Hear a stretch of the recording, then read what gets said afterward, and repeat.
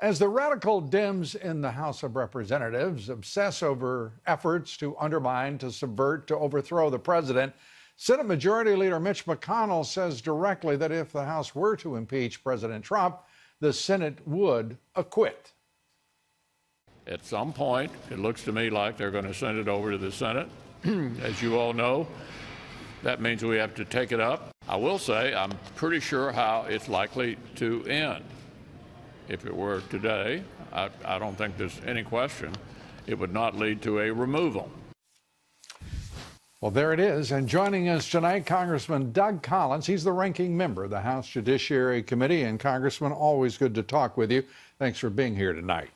Thanks, Lou. I appreciate it. This is quite something, as John Roberts reports, after all of the melodrama that the radical Dems try to gin up in the House Intelligence Committee, to see the testimony and the transcript of that testimony, in this case, Ambassador Taylor's, it amounts to not one whit, as far as I can see. Am I missing something? Well, let's just state it out falsely. They're not looking for anything that is actual factual. They're just looking for something to get at this president who they have despised since November 2016. The interesting thing here is, though, is Bill Taylor's presumption of the president's involvement or whatever came from a media story. I'm sorry, Lou, I didn't read the New York Times today, so I may not be an expert, but I am an expert at knowing what the Democrats are doing today. And the Democrats are just simply taking this line and trying to piece together a puzzle that the American people are looking at, saying, this is not a puzzle that we're buying anymore. The media is trying to make it out that we only want to talk about process. This is just some facts here. The Ukrainians did not even know that these discussions were going on. Number one, very important point. Zelensky has said, I didn't feel any pressure. Number two, in July 25th, all of the stuff that Mr. Taylor was talking about was taking place further than that, but also something very interesting there.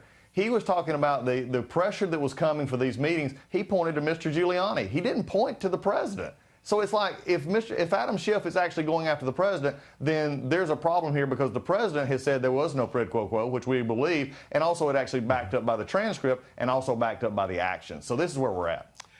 That's where we're at. That amounts to, is I would say in layman's terms, if I may, it amounts to nothing, nada.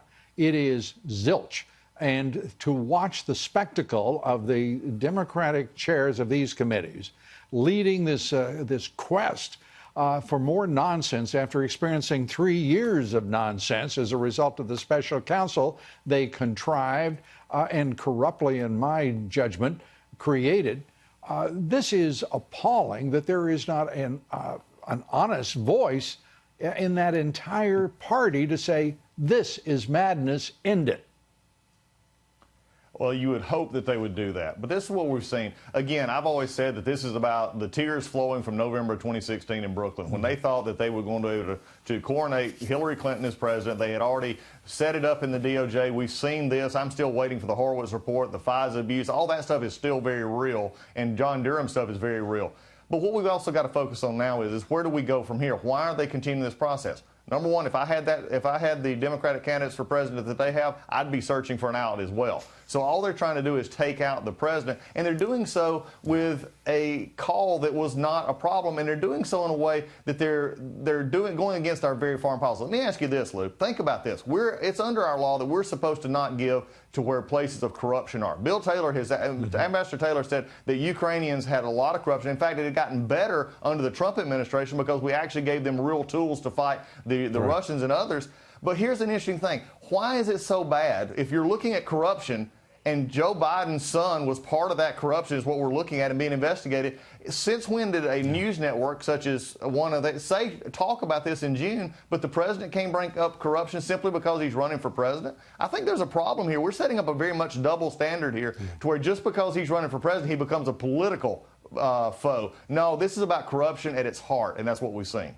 Yeah, and I think you're exactly right. This is corruption at the uppermost parts of the Democratic Party. It is corruption within the Hillary Clinton campaign. It may well reach into the Obama administration's highest levels, in point of fact, because we have every reason to believe that the President of the United States at various points was being informed of what was transpiring in the so-called insurance policy and in the conspiracy to entrap and surveil a candidate and a president of the United States.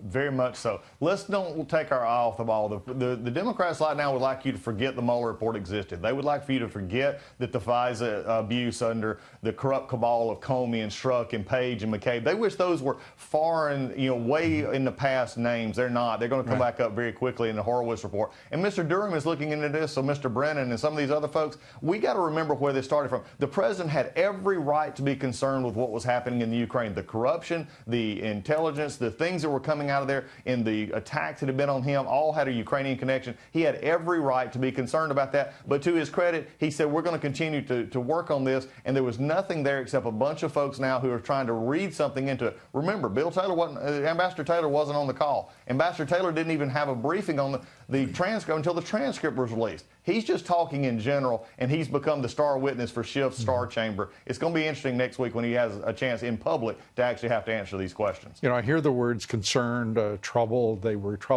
concerned.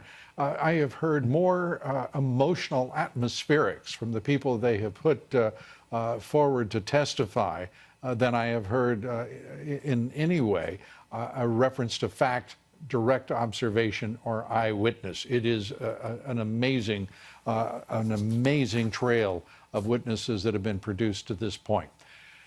Congressman, as always, it is. Thanks for being with us. We appreciate it. Lou, it's always good. Thank you much. Thank you, Congressman Doug Collins.